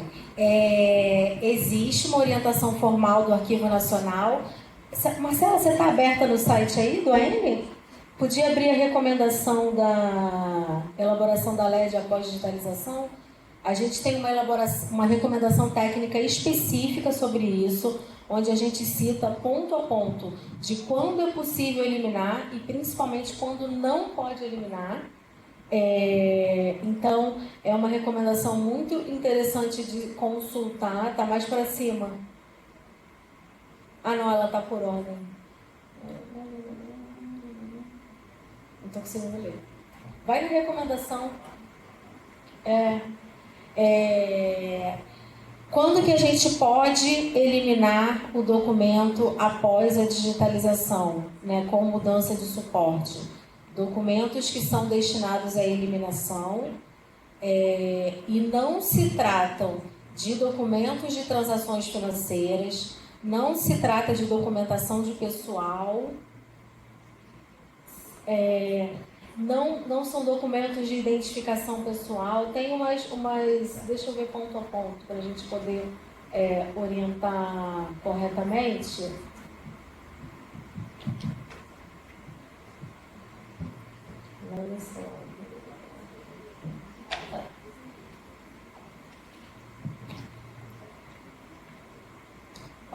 Em alguns casos específicos, os documentos não podem ser eliminados após a digitalização. Então, isso vem do Decreto 10.278. Documentos de atos digitais, documentos com operações financeiras, documentos em microfilmes, documentos audiovisuais, documentos de identificação e documentos de porte obrigatório. Então, quando nós temos conjuntos documentais, nesses casos, mesmo com a mudança de suporte, a gente não pode eliminar. Documentos de guarda permanente não podem ser eliminados, mesmo com a digitalização. Então, são alguns casos em que a gente consegue eliminar esses documentos. Por isso que eu sempre recomendo, manda a dúvida pelo SOT, que a gente analisa direitinho o código de classificação, quais são esses conjuntos documentais e faz a orientação corretamente, caso a caso. Eu acho que é sempre a melhor opção, tá bom? Só para complementar, Kate, uma forma também mais rápida de você embasar a sua resposta lá para a sua autoridade, no próprio site do AFD tem lá perguntas frequentes e lá está explícito que não pode eliminar, tá? E o embasamento, a gente até coloca ali na recomendação que em alguns casos, por questões judiciais, né, até impactos jurídicos, a gente não recomenda. E em se tratando de documentação de pessoal, que é de guarda muito longa, a gente teria que ter uma garantia de preservação muito robusta, enfim, que não é o caso. Então, por segurança, a recomendação é de fato não eliminar, tá? Mas para te embasar, no próprio site lá do AFD já está explícito que não pode eliminar, tá? Bom dia, meu nome é Júnior, eu sou da UFMG. A minha pergunta vai... Uma pergunta não, só um esclarecimento para a Luísa, em relação à eliminação de documentos. A UFMG, no final de 2024, nós publicamos, né, o edital de ciências de eliminação. Aí o Arquivo Nacional entrou em contato com a gente para a gente suspender a eliminação porque queria as listagens. Enviamos as listagens para o Arquivo Nacional e aí a resposta que nós tivemos é que as listagens estavam com algumas inconsistências. Ficamos aguardando. E aí, passou-se uns 3 meses, a gente entrou em contato novamente com o Arquivo Nacional para saber quais eram as inconsistências das listagens. E aí, a resposta que nós tivemos é que o Arquivo Nacional ainda estava analisando. E aí, passou mais algum tempo, o Arquivo Nacional entrou em contato com a gente e falou que poderíamos andar com o processo de eliminação. E não soubemos quais eram as inconsistências que estavam nas listagens. Então, assim, nós entramos com o processo de eliminação, me parece que foi publicado o edital no final em novembro. Porque a gente queria finalizar o processo da eliminação todo ainda em 2024. Eu não me lembro aqui quando foi publicado o edital. E nós conseguimos eliminar os documentos em maio de 2025. E aí, assim, olha, é uma questão que agora a gente já está sabendo que a gente tem que enviar as listagens para o Arquivo Nacional.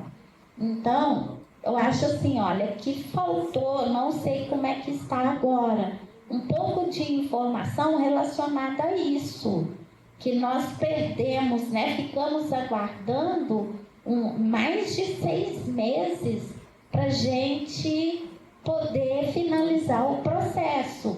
Então, assim, a nossa programação estava para que fosse concluído o processo de eliminação em 2024.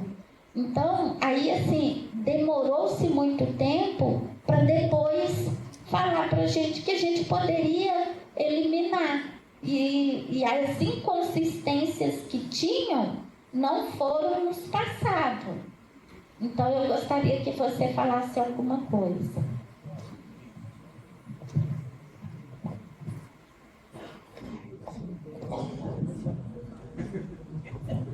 Desculpa que eu esqueci qual é o seu nome. Júnia? Oi, Júnia.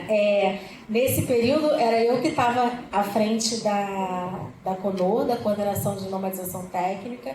Provavelmente fui eu ou Carol, que está sentadinha ali, que entramos em contato com você.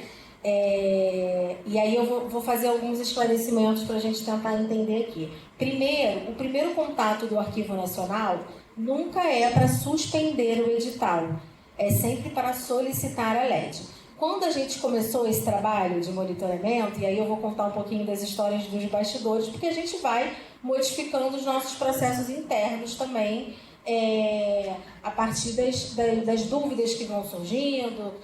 Às vezes um órgão liga para a gente, faz uma reclamação, e a gente, na medida do possível, vai alterando os nossos procedimentos.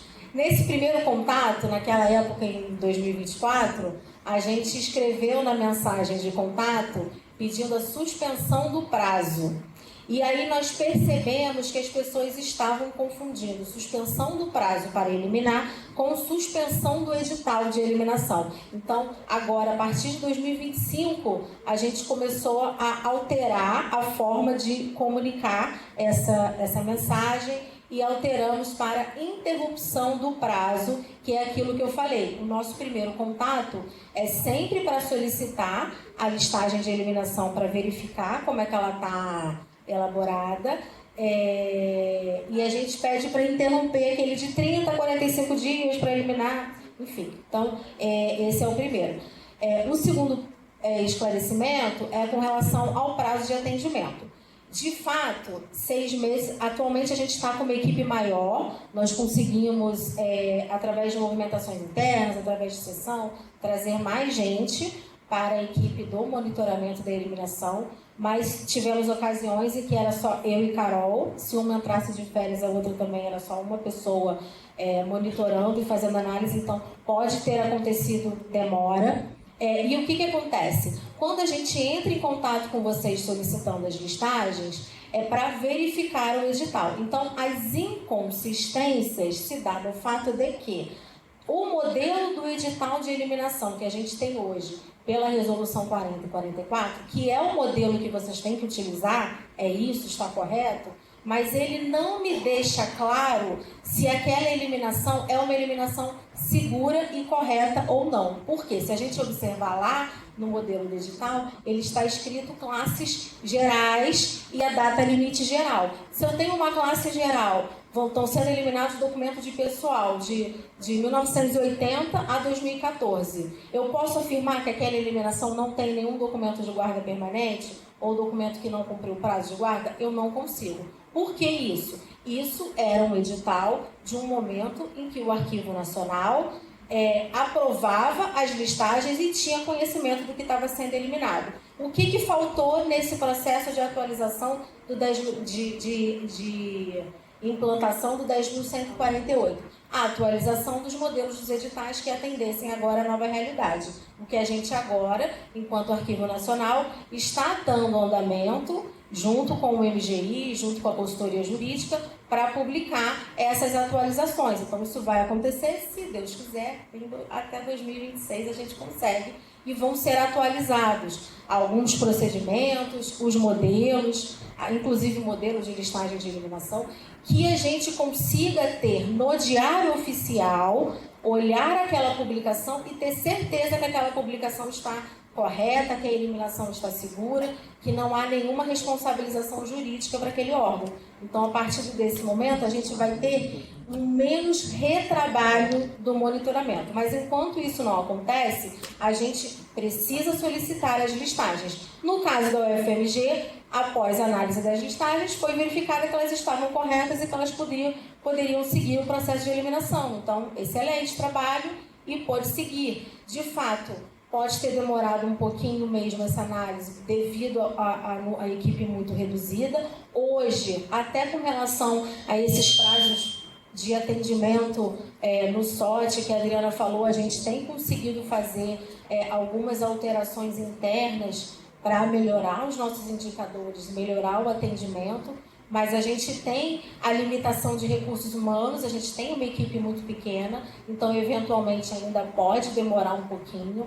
A gente precisa entender também, somos seres humanos e a gente, analisar uma listagem de eliminação é um trabalho cuidadoso, a gente faz com muito cuidado e é do Brasil todo, exatamente. A gente tem, por exemplo, começa agora, final de novembro até janeiro, é um número muito grande de editais publicados, Então, normalmente costuma ser um período que a gente tem um maior tempo de espera dessa devolutiva, mas a gente vem trabalhando internamente para que isso não aconteça e a gente consiga, em no máximo 30 dias, devolver essa análise, mas as inconsistências provavelmente era isso. Estava publicado no modelo correto, ok, mas a gente precisava analisar a listagem do mesmo jeito, tá bom? Só antes de continuar as perguntas, tem mais quantas pessoas na fila? São mais 4, Eu só vou pedir um pouco de brevidade para a gente não avançar muito na próxima palestra, mas eu também peço que cuidar com vocês. Mas obrigado, pessoal, por continuar, são mais 4. Bom dia, a minha pergunta é para a Luísa. Eu sou a Dayana, arquivista da Universidade Federal do Ceará. A minha dúvida é em relação enquanto à atuação da CEPAD.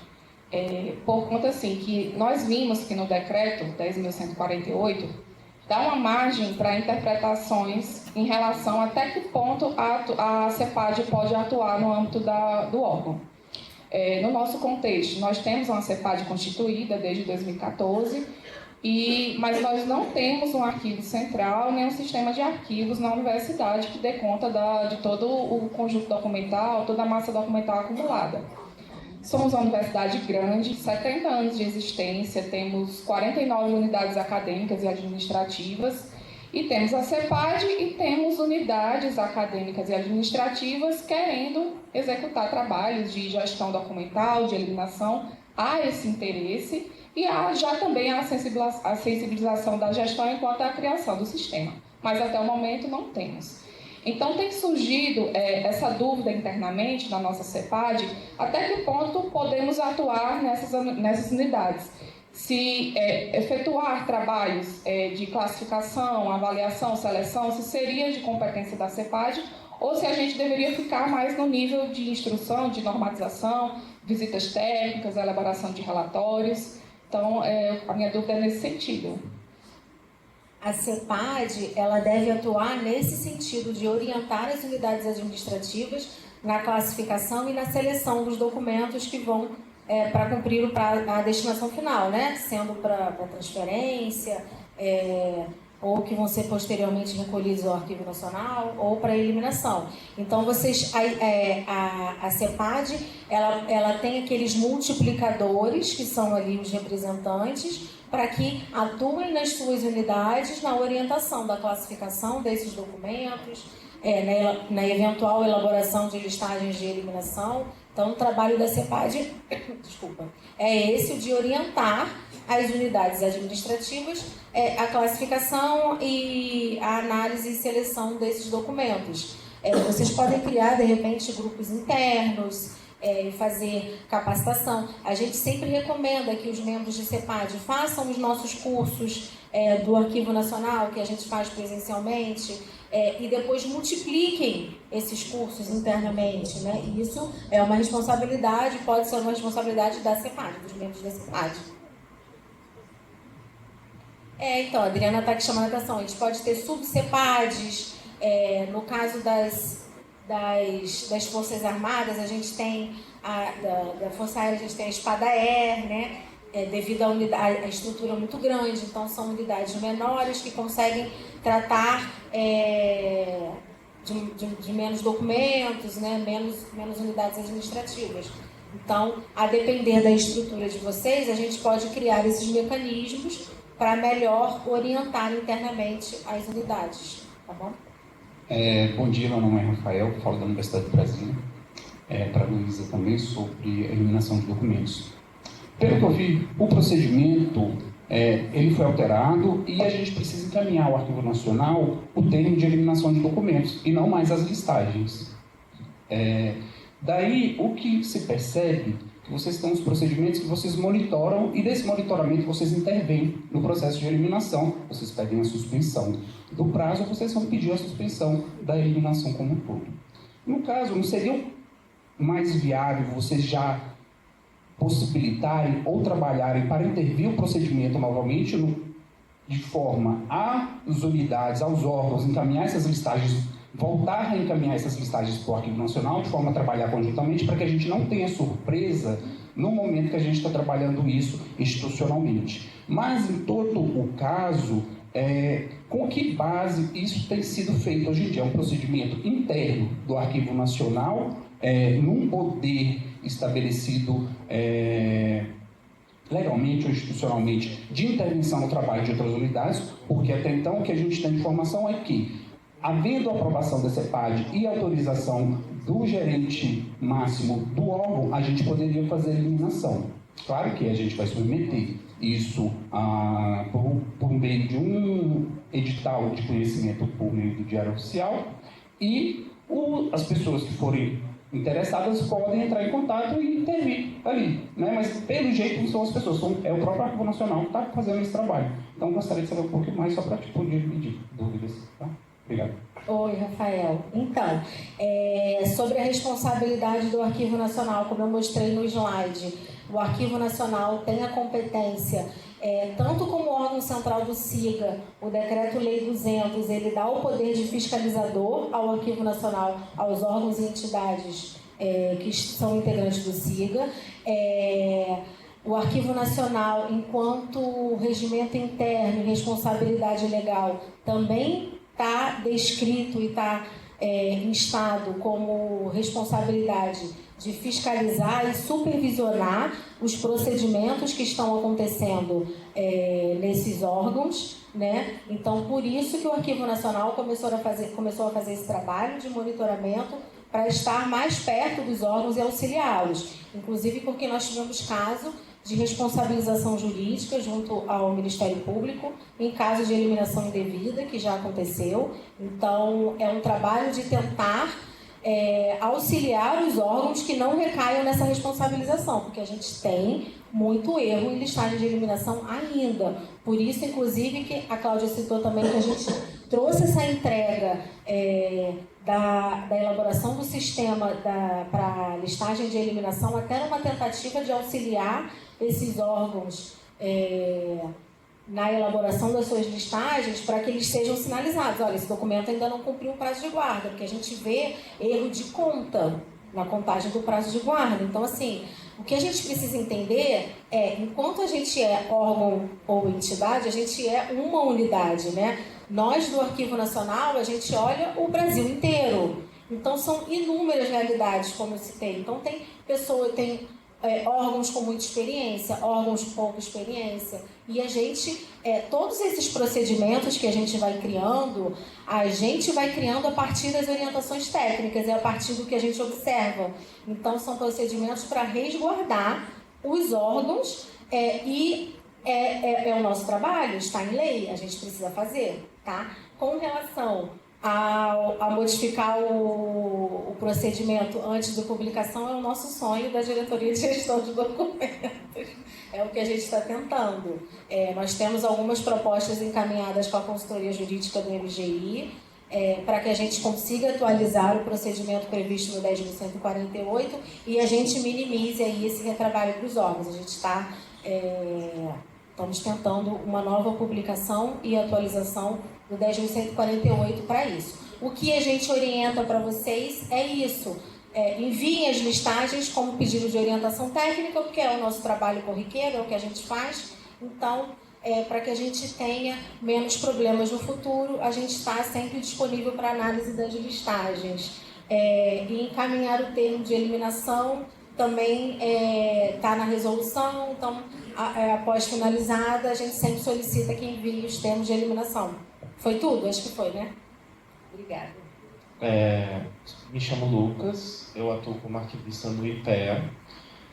A minha dúvida primeira é sobre o relatório de aplicação dos instrumentos de pesquisa, porque no caso, como a gente tem uma equipe muito pequena, surgem algumas demandas prioritárias que não possibilitaram a gente aplicar o nosso código de classificação e tabela de temporalidade aprovado ano passado. Nesse caso, a gente envia o relatório de aplicação dos instrumentos de pesquisa mesmo, sem ter a aplicação dele. Também temos feito o trabalho de elaboração da LED no momento. O IPEA não tinha um controle dos relatórios de gestão quanto à aprovação de contas junto ao TCU.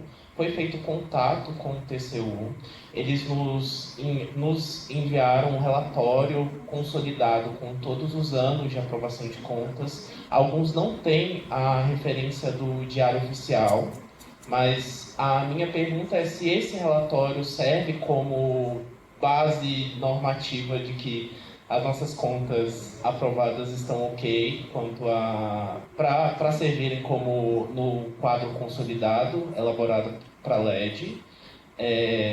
Faz uma semana que a gente fez a reunião da CEPAG para a aprovação, a análise e a aprovação da LED, e nesse momento a gente está se preparando para fazer o envio para o Arquivo Nacional para buscar ver se está tudo certo. E a minha dúvida é, Lívia, vocês usaram para o GEDAN o DSpace. O nosso repositório de conhecimento para os produtos finais de pesquisas e estudos do IPEA, eles estão todos no repositório de conhecimento do IPEA. O IPEA ele trabalha com a memória institucional um pouco separada, principalmente para os produtos finalísticos das pesquisas e estudos. Então, nem tudo está no SEI, grande parte está no repositório de conhecimento. A minha ideia seria a gente tentar englobar os requisitos do EARC nesse repositório digital, que ele possuísse as recomendações e os requisitos necessários para torná-lo um RDARC, porque senão a gente teria 2 repositórios digitais, um arquivístico e um voltado para os estudos e pesquisas, as publicações em si, mas com as características bibliotecárias, né? Então, é viável você, numa análise quando foi feito esse repositório mais institucional, você acha que seria viável fazer uma aplicação disso dentro do que é o repositório, de como ele atua nesse sentido, ou teria que ser visto também se a gente poderia ter essa comunicação com vocês referentes a orientações técnicas, como fazer essa aplicação?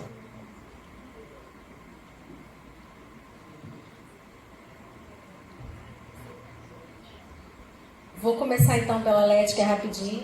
Pode utilizar o relatório do TCU consolidado, faz essa informação no quadro, vai ter o quadro de aprovação de contas na LED, você vai referenciar o relatório, informando se aquela conta foi aprovada com ressalvas,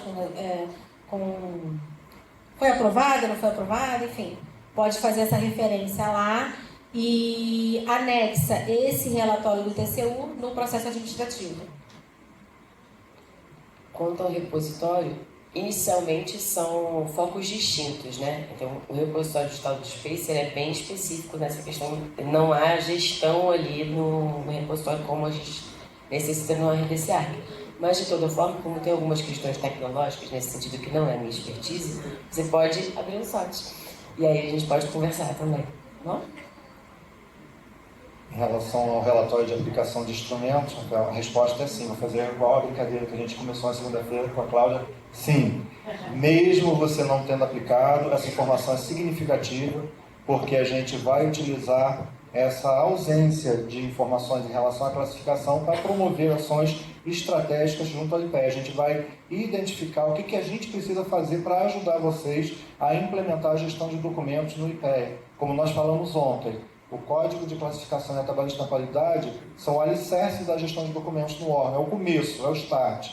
Então, se vocês não estão conseguindo classificar, a gente precisa identificar o que está acontecendo, monitorar, diagnosticar e atuar junto a vocês de forma estratégica para viabilizar a implementação desse procedimento de gestão de documentos, tá bom?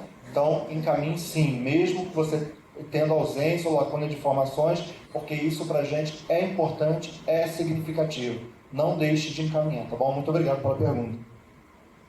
Eu gostaria de comentar um pouco também essa pergunta, porque eu acho que a gente está confundindo uma série de conceitos diferentes, né? O repositório que a gente tem, o GEDAN, é um repositório de referências em gestão de documentos, né? Então, é para a gente dar acesso a referências para orientar os órgãos na área de gestão de documentos. É uma biblioteca, né? Ele é uma biblioteca.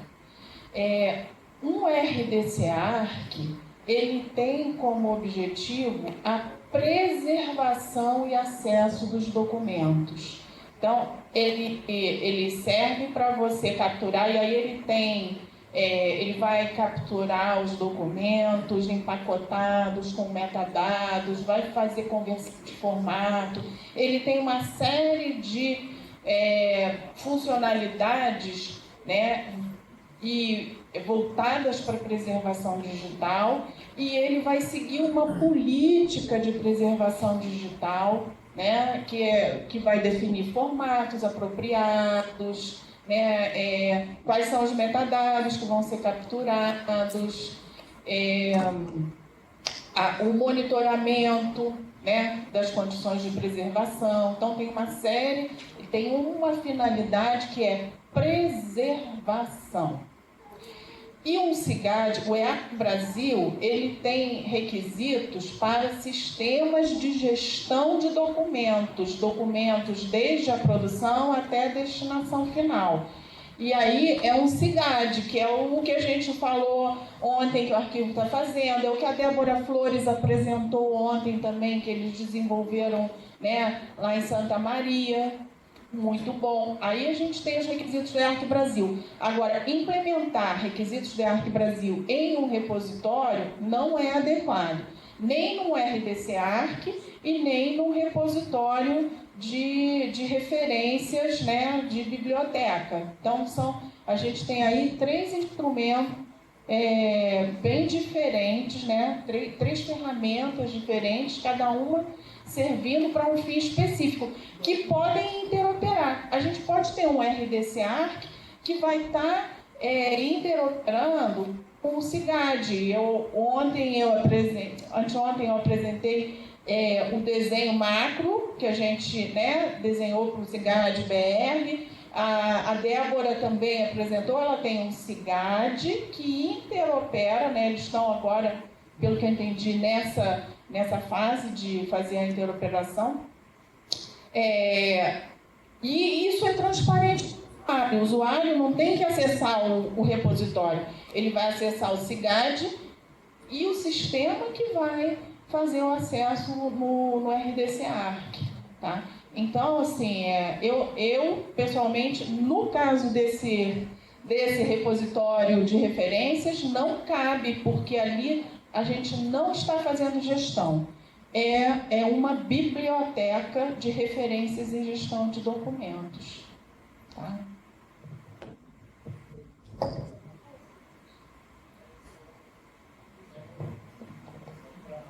Para contextualização, como eu expliquei, eles utilizam a memória institucional dos estudos e pesquisas do IPEA, todos no repositório digital, e acaba que o papel do arquivo na preservação e na atuação de você ter um repositório digital focado nos preceitos do RDC-ARC,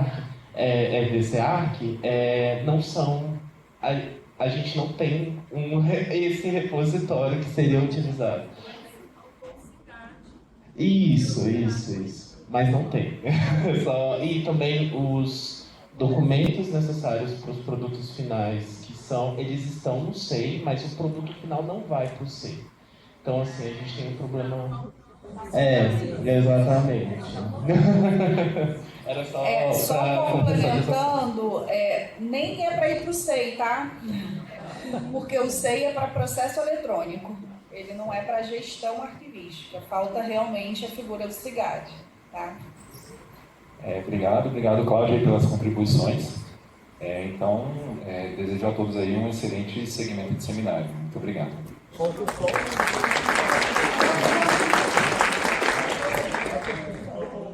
Ficou uma, desculpa. Eu achei que era um quadro. Até rápido, doutor Djalma. Sim. Djalma, a gente vai desenvolver agora, né, a questão do nosso código de classificação e tabela de temporalidade das áreas finalísticas.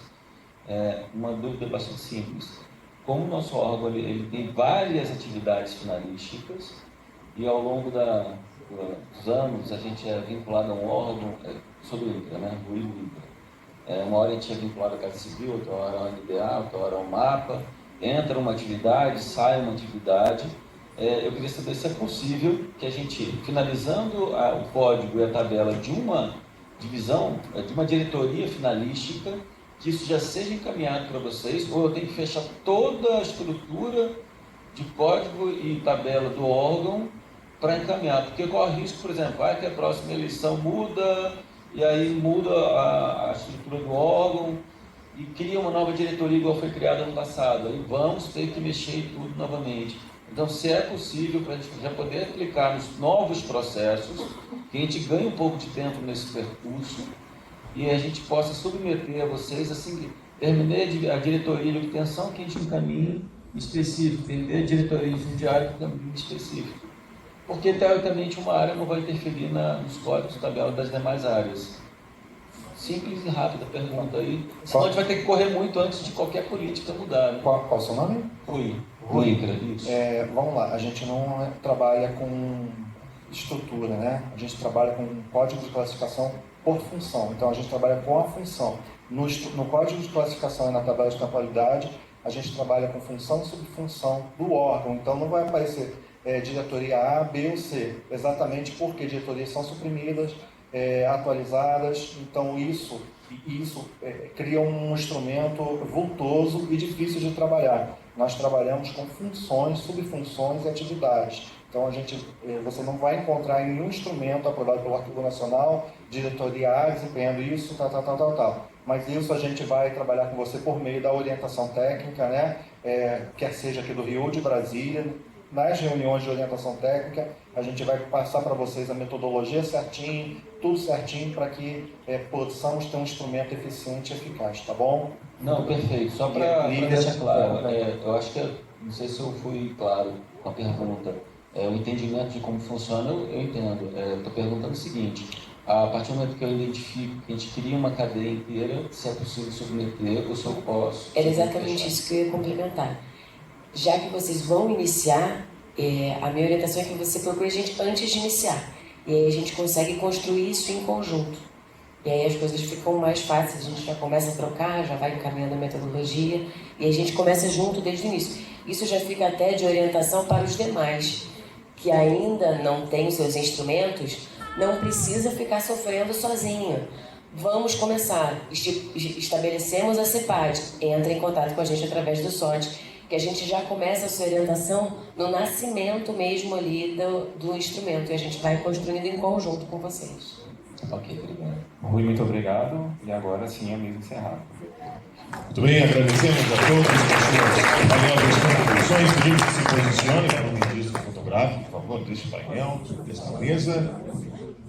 E na sequência teremos um intervalo para o café. Retornamos dentro de 20 minutos aqui nesse mesmo